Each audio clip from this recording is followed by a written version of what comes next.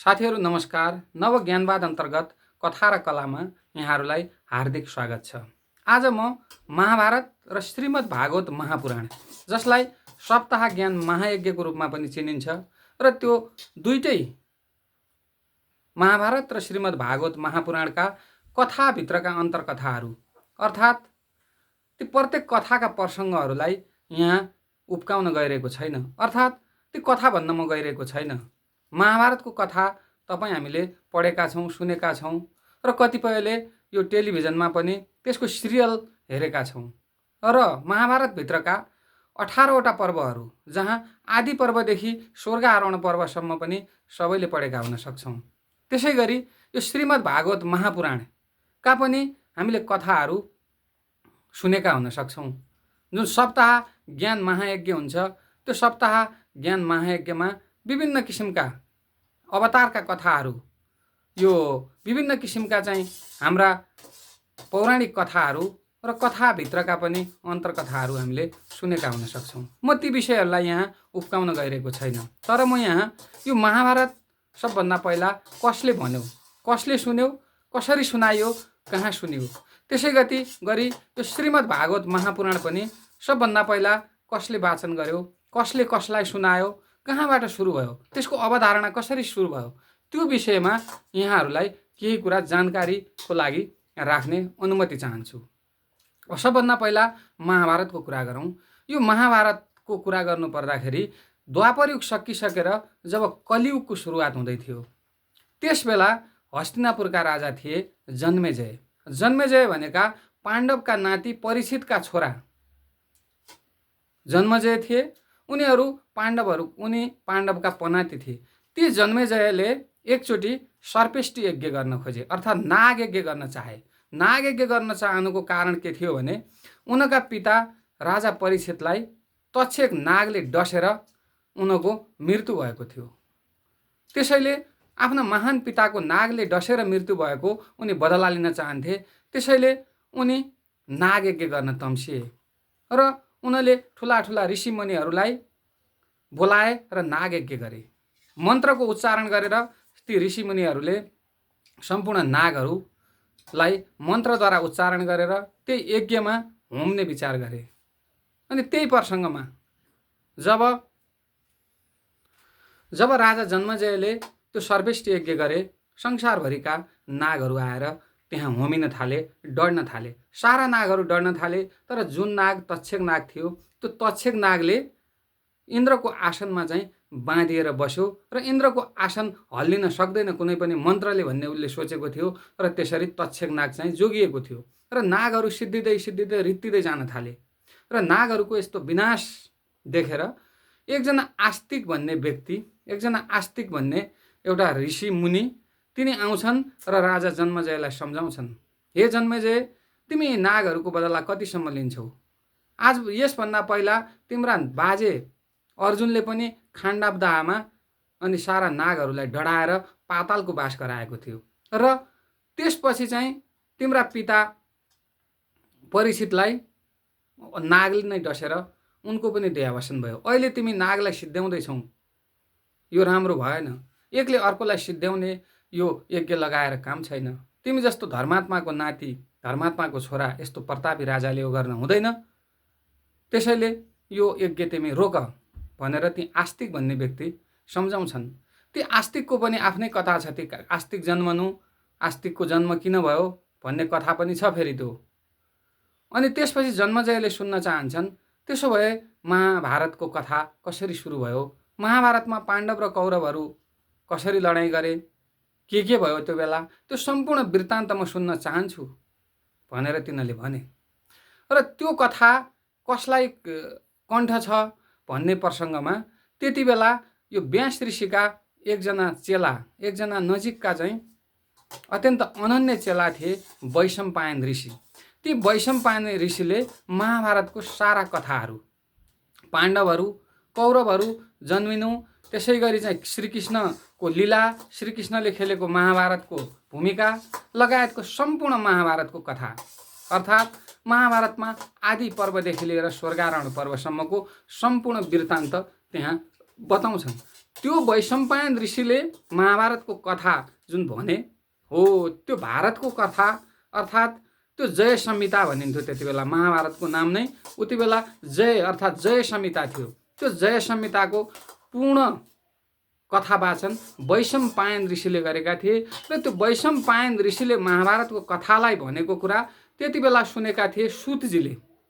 हो ती सुतजीले सुनेको कथा थियो र अब त्यो सुतजीले सुनेरै त्यो कण्ठ पारेको जुन कथा छ त्यो कथा गएर कहाँ जोडिन्छ भने जन्मजयको पनि मृत्यु भइसकेपछि त्यसपछि यो नैमिषारण्य भन्ने क्षेत्र जुन पवित्र पावन स्थल छ जहाँ 1000 वर्षसम्म कोटियोम यज्ञ गर्ने भनेर पहिलादेखि नै ऋषिमुनिहरूले त्यो नैमिषारण्य भन्ने क्षेत्रमा चाहिँ यज्ञ गर्थे र त्यो यज्ञमा पनि यी सुतजी आउँछन्। अनि त्यो सुतजी आइसकेपछि सुतजीलाई प्रश्न गर्छन्।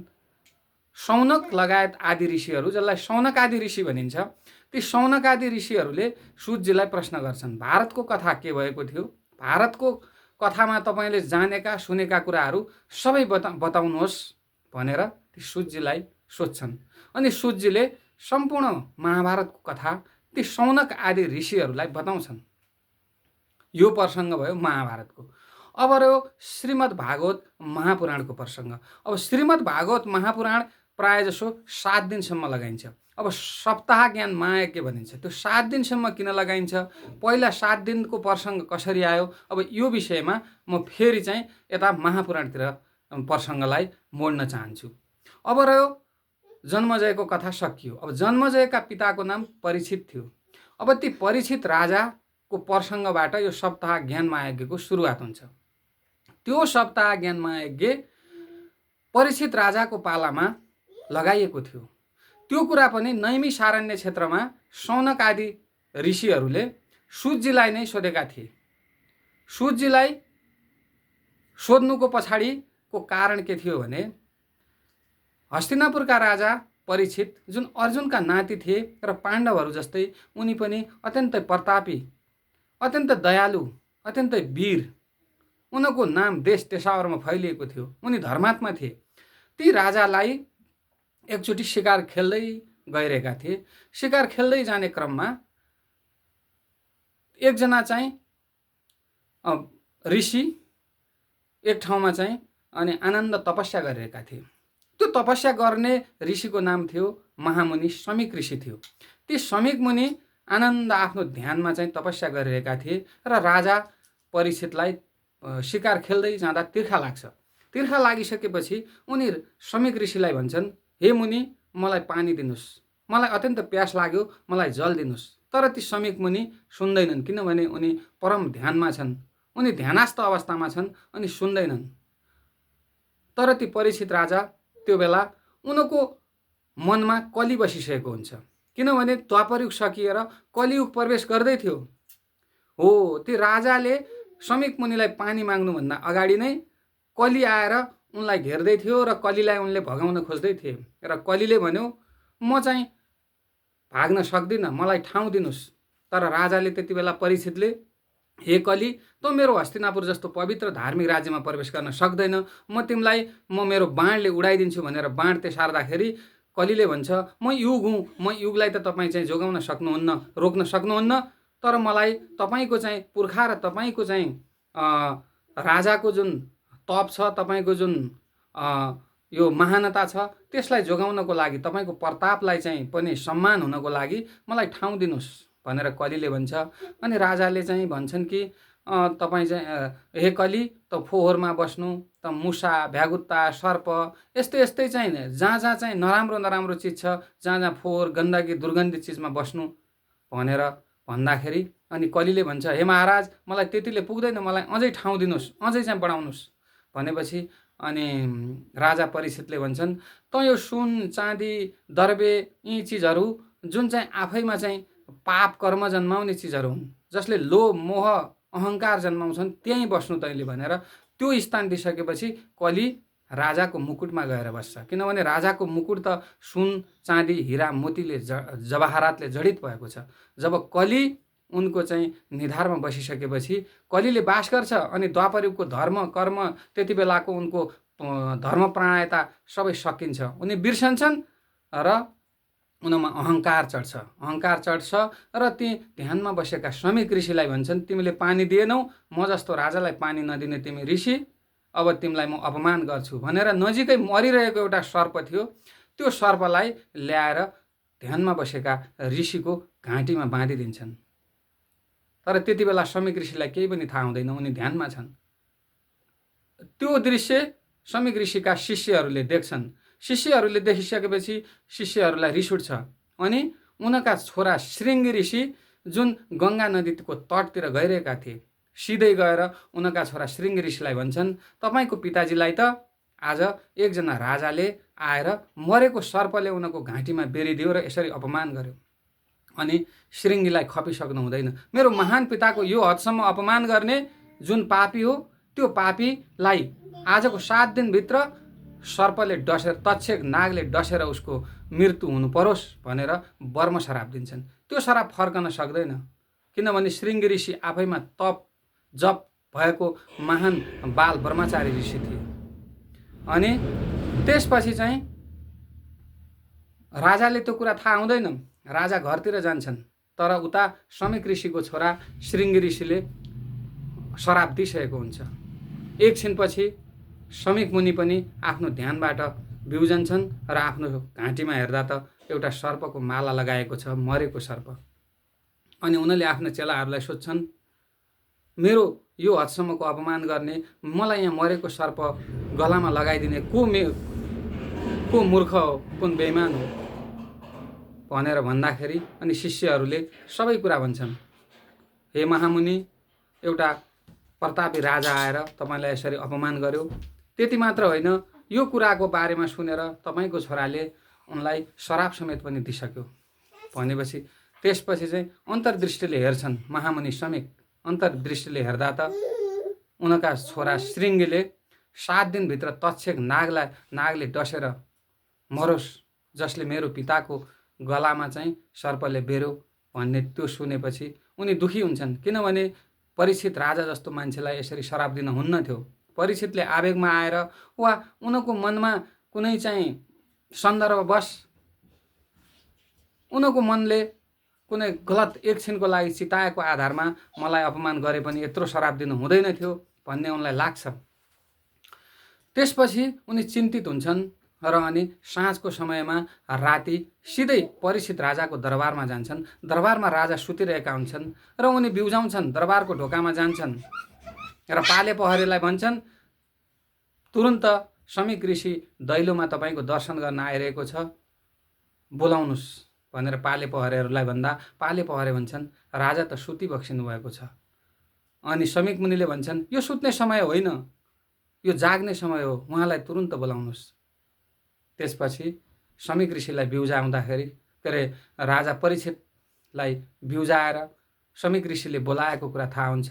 अनि राजा परीक्षित त श्रमिक ऋषिलाई गरेको जुन सर्पले उनको घाँटीमा बेरेको कुराले अत्यन्तै लज्जावोत भएका छन्। उनी बाहिर निस्कन्छन् र माफी माग्छन्, हे मुनिवर, मैले चाहिँ भुलवश हजुरलाई यत्रो अपमान गरेँ, मलाई क्षमा दिनुहोस्। तर श्रमिक भन्छन्, यो क्षमा दिने र क्षमा लिनेको समय होइन। तपाईँले गरेको जुन गल्ती थियो, त्यो गल्तीको कारणले मेरो पुत्रले तपाईँलाई भयङ्कर ठुलो श्राप दिइसकेको छ कि तपाईँ अबको 7 दिनभित्र तक्षक नागले डसेर तपाईँको मृत्यु हुने निश्चित छ, किनकि त्यो श्राप अब फर्किन सकिँदैन। तर 7 दिनभित्र तपाईँलाई सर्पले डसेर तपाईँको मृत्यु हुने निश्चित भए पनि यो 7 दिनभित्र तपाईँले मोक्षको बाटो अपनाउनुहोस्। त्यो मोक्षको बाटो अपनाउनको लागि तपाईँले राज्यमा भएका महान सन्त र ऋषिमुनिहरूको भेला डाक्नुहोस् भनेर श्रमिक ऋषिले सम्झाउँछन्। त्यसपछि भोलिको दिनमा राजाले तुरुन्त सम्पूर्ण गुरु महाजनहरूलाई बोलाउँछन् र भन्छन्, ल म त अब मर्ने निश्चित नै भयो, अब मेरो मोक्षको बाटो के हुन सक्छ। त्यसपछि सम्पूर्ण ऋषिमुनिहरूको सल्लाह हुन्छ, यदि यो भागवत कथा, श्रीमद् भागवत महापुराणको कथा तपाईँले सुन्यो भने तपाईँलाई मोक्षको बाटो अवश्य प्राप्त हुन्छ। त्यो भागवतको कथा कसलाई थाहा छ त? अब यो भागवत कथा व्यास ऋषिले लेखेका थिए र त्यो भागवतको कथा, त्यो पवित्र महाभागवतको कथा कसलाई कण्ठ छ र त्यो कसले यहाँ सुनाइदिन्छ भनेर छलफल चल्दाखेरि यसको पूर्ण अधिकार त उनका चेला सुकदेव ऋषिलाई, जुन सुकदेव स्वामी छन्, ती सुकदेव स्वामीलाई मात्रै कण्ठ छ भनेर भन्छन्। त्यसपछि त्यहाँ सुकदेव स्वामी आउँछन् र सुकदेव स्वामीलाई बोलाइन्छ र सुकदेव स्वामीले 7 दिनसम्म त्यो श्रीमद् भागवत महापुराणको कथा भन्छन् र 7 दिनसम्म सुनिसकेपछि अनि राजाले मोक्ष प्राप्त गर्छन् र राजाले त्यो कथा सुनिसकेपछि देवताहरू समेत पनि त्यो कथा सुन्न लालयित हुन्छन् र देवताहरूले राजालाई त्यो कथा सुनाउन सुकदेव स्वामी भागवतको किताब बोकेर आउँदाखेरि भनिन्छ कथामा देवताहरू आएर भन्छन्, राजा परीक्षित यो अमृत पान गर्नुहोस्, हामीलाई चाहिँ श्रीमद् भागवत ज्ञान महापुराणको कथा सुन्न दिनुहोस्। देवताहरू यो कुरामा बाठा हुन्थे, तर सुकदेव स्वामीले देवताहरूलाई पनि सुनाएनन्। त्यसैले यो श्रीमद् भागवत महापुराणको कथा देवताहरूको लागि पनि दुर्लभ छ भनेर कथामा भनिन्छ। अब यो सुकदेव स्वामीले भनेको जुन कथा छ त्यो कथालाई पनि त्यति बेला सुनेका थिए कसले भन्दाखेरि सुतजी, जुन अघि महाभारतको कथा भन्ने सुतजी थिए, तिनै सुतजी जसको नाम चाहिँ लोमहर्षण हो। ती लोमहर्षण पनि यो व्यासजीका शिष्य थिए। उनलाई रोमहर्षण पनि भनिन्छ, किनकि उनले रोमलाई हर्षण गराइदिन्छन्। उनको कथा सुन्ने, कथा भन्ने कला यति चाहिँ उत्कृष्ट र यतिसम्मको आकर्षक थियो कि त्यसले मान्छेलाई रोम हल्लाइदिने भएकोले उनलाई रोमहर्षण पनि भनिन्छ। अब त्यो कथा पनि यो नैमिषारण्य भन्ने क्षेत्रमा जुन 88,000 ऋषिहरू, शौनक आदि लगायतका 88,000 ऋषिहरूले त्यो भागवतको कथा पनि तिनै सुतजीलाई बोलाएर त्यो कथा भन्न लगाएका थिए। त्यसैले नैमिषारण्य क्षेत्रमा यो भागवतको कथा सुन्नको लागि त्यति बेलाका 88,000 शौनक लगायतका 88,000 ऋषिहरूले त्यो कथा बनाउनको लागि 6वटा प्रश्नहरू तयार पारेका थिए। ती 6वटा प्रश्नहरूलाई विभिन्न चाहिँ कथावाचकहरूले विभिन्न तरिकाले चाहिँ ती प्रश्नहरू भन्छन्।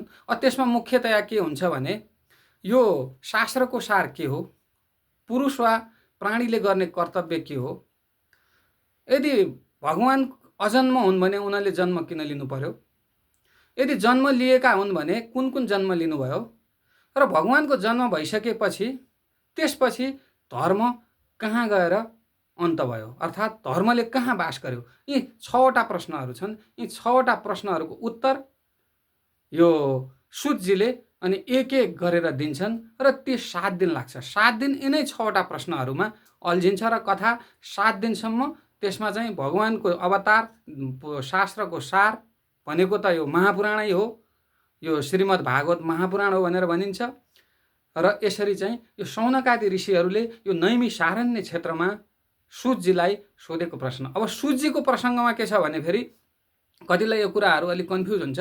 यो सुतजी भनेका उति बेला चाहिँ व्यासजीका उनी चाहिँ शिष्य थिए, तर उनको जन्मको विषयमा पनि उनी सुत जातिका भनिन्छ। कसरी सुत जातिका भन्दाखेरि उनी ब्राह्मण कन्या र क्षेत्री यो पुरुषबाट उनको यो योगबाट विधिबाट जन्मेकोले उनलाई सुत भनेर भनिन्छ। खास उनको नाम लोमहर्षण थियो र ती लोमहर्षणलाई पहिला नै त्यो महाभारत कालमा नै यो बलरामजीले उनी व्यास गद्दीमा बसेको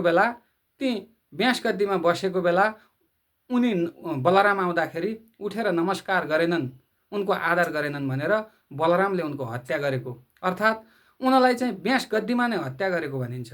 र व्यास गद्दीमा हत्या गरिसकेपछि सम्पूर्ण ऋषिहरूले बलरामलाई तपाईँले महान पाप गर्नुभयो, उहाँ चाहिँ व्यास गद्दीमा हामीले राखेका हौँ, व्यास गद्दीमा बसेको मान्छेले कहिले पनि साक्षात् श्रीकृष्ण र श्री विष्णु र श्री हरि आए पनि कहिले नमस्कार गर्दैन, तर तपाईँले अन्याय गर्नुभयो। अनि बलरामजी पछुतो मान्छन् र भन्छन् मैले गल्ती त गरिसकेँ, यो पापको सजाय त म भोग्छु, तर यो कथा जुन चलिरहेको छ यो कथाको अन्त नहोस्, यो कथाको लाई सुरुवात अझै अगाडि बढ्नुपर्छ भनेर बलरामले भन्दाखेरि अब यसको चाहिँ यो कथालाई कसले जानेको होला त भन्दा उनैको छोरा उग्रश्रवा भन्छ, जसलाई उग्रश्रवा भनिन्छ। ती उग्रश्रवालाई पनि पछि सुतजी नै भनिन्छ। उनको छोरालाई पनि सुतजीकै नाम गरेर, तर यो पछि चाहिँ यो नैमिषारण्य क्षेत्रमा ती सुतजी अर्थात् उग्रश्रवा नै हुन्, किनभने बलरामको पाला भनेको त द्वापर युगमा थियो। द्वापर युगमा बलराम हुँदाखेरि नै जुन मुख्य जुन सुतजी थिए ती ती सुतजीको त मृत्यु भइसकेको थियो, तर उनका छोरा उग्रश्वरवालाई पनि नै यो सुतजी भनेको हुनाले त्यसरी सुतजीले नैमिषारण्य क्षेत्रमा जुन कथा चाहिँ महाभारतको कथा चाहिँ वैशम्पायन ऋषिबाट सुनेका थिए भने, अनि यो श्रीमद् भागवत महापुराणको कथा उनले यो सुकदेव स्वामीबाट सुनेका थिए। त्यसैले त्यो नैमिषारण्य, फेरि नैमिषारण्य क्षेत्रको पनि आफ्नै, यो नैमिषारण्यको अर्थ के हो भने त्यति बेलाका 88,000 ऋषिमुनिहरूले 1,000 वर्षमा कोटियम यज्ञ लगाउने, त्यसको सम्पूर्ण नियम विधि विधान त हामीले गर्छौँ, अब व्यवस्था गरिसक्यौँ। यो ठाउँ कहाँ राख्ने भनेर सिधै चाहिँ ब्रह्मलोकमा गएर ब्रह्माजीलाई भन्दाखेरि ब्रह्माजीले यसको उपाय चाहिँ श्री हरि विष्णुले गर्नुहुन्छ भनेर विष्णु कहाँ पुकार गर्न जान्छन् र विष्णुले आफ्नो चक्र छोड्छन्। यो चक्रले जहाँ गएर एक निमेष छोड्छ हो, त्यो निमेष छोडेको ठाउँमा नै तिमीहरूले यो यज्ञ गर्नु भन्छन्। चक्र छोड्छ, चक्र घुम्दै घुम्दै घुम्दै जाँदाखेरि एउटा वनमा खस्छ, त्यो बुँदा त्यो निमेष खस्छ। त्यो निमेष खसेको ठाउँ एउटा जङ्गल थियो, जङ्गललाई अरण्य पनि भनिन्छ। त्यसैले निमेष खसेको अरण्य अर्थात् नैमिषारण्य त्यसरी भएको। निमेष प्लस अरण्य मिलेर नैमिषारण्य क्षेत्र भनेर त्यसरी भनेको। त्यो नैमिषारण्यको अर्थ पनि निमेष प्लस अरण्य भनेको जङ्गल हो। यसरी यो नैमिषारण्य क्षेत्रमा शौनक लगायतका शौनकादि ऋषिहरूले सुतजीबाट सुनेको कथा महाभारत पनि हो र त्यो श्रीमद् भागवत महापुराण पनि हो। यो जसलाई भागवत महापुराण पनि भनिन्छ, भागवत कथा पनि भनिन्छ। यसरी यो नैमिषारण्य क्षेत्र, सुतजी, अनि यो महाभारतको कथाको उठान र सुरुवात र श्रीमद् भागवत ज्ञान महापुराणको उठान पनि यसरी भएको हो भनेर मैले यसको पृष्ठभूमि भने। बाँकी कथाहरू त यसमा धेरै छन्, ती कथाहरू त तपाईँहरूले प्रसङ्ग स्टेपमा सुनेका छौँ, सबै नसुनेका पनि हुन सक्छौँ। त्यो कथाहरू त धेरै छन्, त्यो त त्यसपछि बुझ्न र त्यसपछि जान्न सजिलो छ। यो मूल कुरा चाहिँ मैले यसरी तपाईहरूलाई चाहिँ यो आजको दिनमा यो धार्मिक कथा हो एउटा, कथालाई कथाकै रूपमा बुझ्नुपर्छ। अब यी कथाहरूलाई आजको दिनमा यसरी मैले यो महाभारत र महापुराणको विषयमा भने। आजलाई यति नै। हस्त, नमस्कार।